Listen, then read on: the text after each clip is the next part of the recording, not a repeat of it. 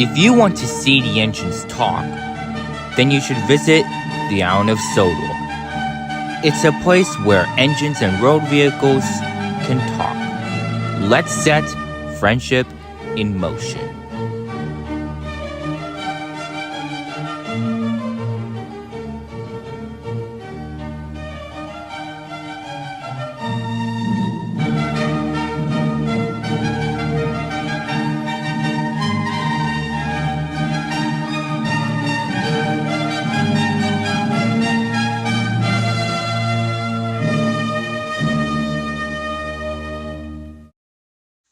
For many years, Trevor the traction engine has worked in the vicarage orchard ever since the vicar had saved him from a scrapyard, thanks to Edward for helping him.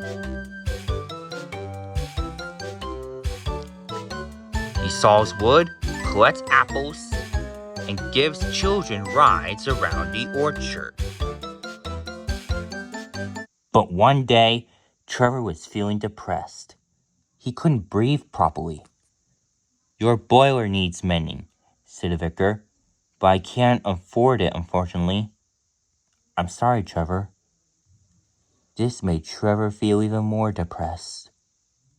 When the engines heard the sad news, they were upset too.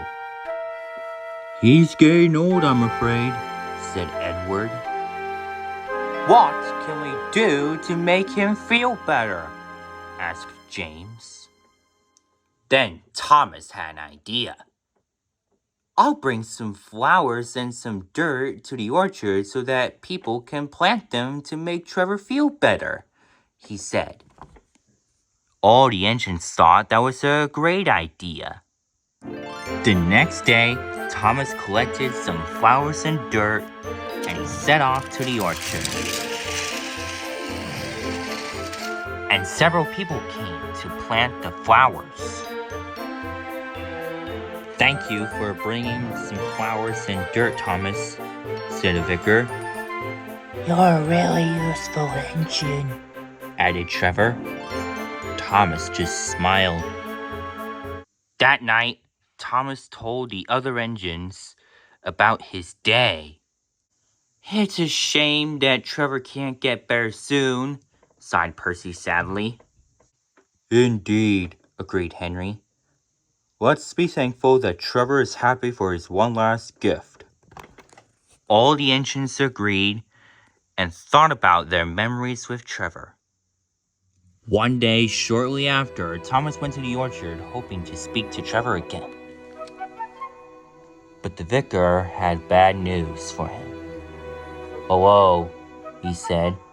"While we appreciate your deliveries to us, we will no longer accept them due to Trevor's passing." Thomas's heart sank. "When did it happen?" he asked mournfully. "Last night," replied the vicar. "He passed away peacefully." The vicar turned and walked away. Then Thomas looked at the flowers. All vibrant blues, reds, purples, all sparkled in the sunshine. "They're beautiful, but can never replace Trevor before," Thomas said to himself, thinking about his friend Trevor. No matter how sad Thomas felt, the new blossoming at the orchard all reminded him that Trevor was still there. "Goodbye, Trevor,"